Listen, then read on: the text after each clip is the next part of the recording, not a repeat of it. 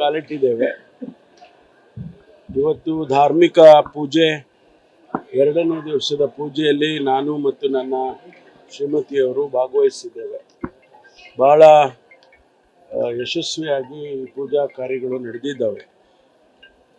ನಮ್ಮ ಸಂಪ್ರದಾಯದಂತೆ ಪ್ರತಿ ದಿವಸ ಆ ದುರ್ಗೆಗೆ, ತಾಯಿಗೆ, ಚಾಮುಂಡೇಶ್ವರಿಗೆ, ಭುವನೇಶ್ವರಿಗೆ ನಾವು ವಿಧ ವಿಧವಾದ ಅಲಂಕಾರವನ್ನು ಮಾಡಿ ಪೂಜೆ ಮಾಡ್ತಕ್ಕಂಥದ್ದು ನಮ್ಮ ಸಂಪ್ರದಾಯ. ಹಾಗಾಗಿ ಇವತ್ತು ಎರಡನೇ ದಿವಸ ಅದೇ ರೀತಿ ಅಲಂಕಾರ ಮಾಡಿ ಇವತ್ತು ಪೂಜಾ ಕಾರ್ಯಗಳನ್ನು ಮಾಡಿದ್ದೇವೆ. ಆ ತಾಯಿ ಎಲ್ಲರಿಗೂ ಸದ್ಮಂಗಳವನ್ನು ಕೊಡಲಿ ಹಾಗೆ ಅಂತೇಳಿ ನಾನು ಕೂಡ ಪ್ರಾರ್ಥನೆಯನ್ನು ಸಲ್ಲಿಸಿದ್ದೇನೆ. ರಾಜ್ಯದಲ್ಲಿ ಸುಭಿಕ್ಷವಾಗಿ ಎಲ್ಲರಿಗೂ ಕೂಡ ಮಳೆ ಬೆಳೆ ಆಗಲಿ, ಜನರಿಗೆ ನೆಮ್ಮದಿ ಕೊಡಲಿ, ಮನಃಶಾಂತಿ ಕೊಡಲಿ ಅಂತ ಹೇಳಿ ನಾನು ಪ್ರಾರ್ಥನೆಯನ್ನು ಸಲ್ಲಿಸಿದ್ದೇನೆ. ನಿನ್ನೆ ದಿವಸ ಮೈಸೂರಿನಲ್ಲಿ ಶಾಸ್ತ್ರೋಕ್ತವಾಗಿ ಧಾರ್ಮಿಕ ಕಾರ್ಯಕ್ರಮಗಳು ಪ್ರಾರಂಭ ಆಗಿದೆ. ತಾಯಿ ಚಾಮುಂಡೇಶ್ವರಿಗೆ ನಮಗೆ ಸದ್ಮಂಗಳವನ್ನು ಕೊಡಿ ಇಡೀ ರಾಜ್ಯಕ್ಕೆ ಅಂತೇಳಿ ಮಾನ್ಯ ಮುಖ್ಯಮಂತ್ರಿಗಳು ಮತ್ತು ಬಾನು ಮುಷ್ತಾಕ್ ಅವರು ಉದ್ಘಾಟನೆಯನ್ನು ಮಾಡಿದ್ದಾರೆ. ಏನು ಬಹಳ ದಿವಸದಿಂದ ಗೊಂದಲ ಇತ್ತು, ಆ ಗೊಂದಲ ನಿವಾರಣೆ ಆಗಿದೆ. ಆ ತಾಯಿಗೆ ಬಾನು ಮುಷ್ತಾಕ್ ಅವರು ಪುಷ್ಪಾರ್ಚನೆ ಮಾಡೋದರ ಮೂಲಕ ಪ್ರಾರ್ಥನೆಯನ್ನು ಸಲ್ಲಿಸಿ ಪೂಜಾ ಕೆಲಸವನ್ನು ಮಾಡಿದ್ದಾರೆ.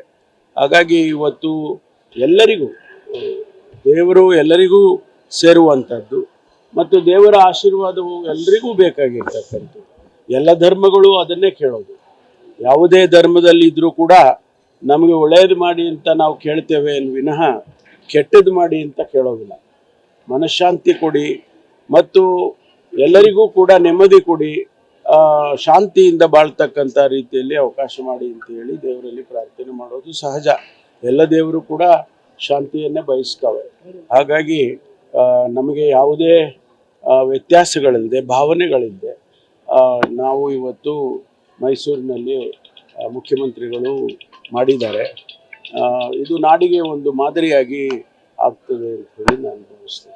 ನಿನ್ನೆ ಮೈಸೂರು ದಸರಾದಿಂದ ಒಂದು ರೀತಿಯ ಭಾವೈಕ್ಯತೆಯ ಸಂದೇಶ ಸಾಗುತ್ತೆ ಅಂತ ಅವರು ಭಾಗಿಯಾಗುವುದರ ಮೂಲಕ ಅಲ್ಲ, ನಮ್ಮ ಮೂಲ ಹಿಂದೂ ಧರ್ಮದ ಮೂಲವೇ ಎಲ್ಲರನ್ನೂ ಸೇರಿಸ್ಕೊಂಡು ಹೋಗಬೇಕು ಅನ್ನುವಂಥದ್ದು ಹಿಂದೂ ಧರ್ಮದ ಮೂಲ ಮಂತ್ರ. ಹಾಗಾಗಿ ನಾವು ಸಂವಿಧಾನಾತ್ಮಕವಾಗಿ ನೋಡಿದರೂ ಅದೇ ಬರುತ್ತೆ ಮತ್ತು ಧಾರ್ಮಿಕವಾಗಿ ಯೋಚನೆ ಮಾಡಿದಾಗಲೂ ಕೂಡ ಅದೇ ಬರುತ್ತೆ.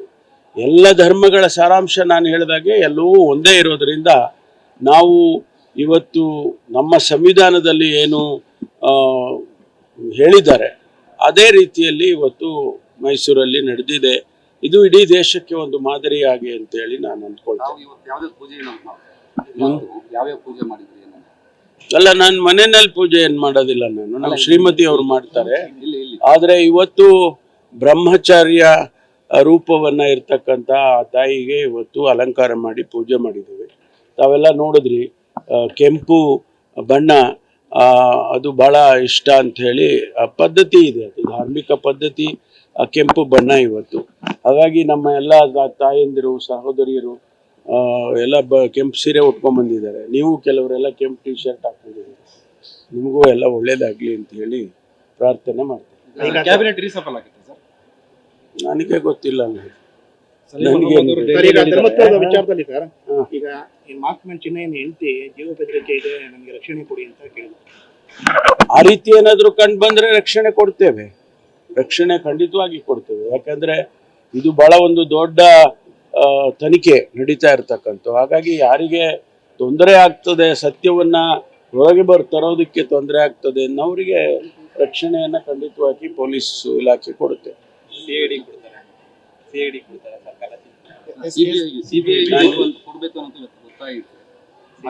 ಆ ರೀತಿ ಚರ್ಚೆ ಏನು ನಡೆದಿಲ್ಲ.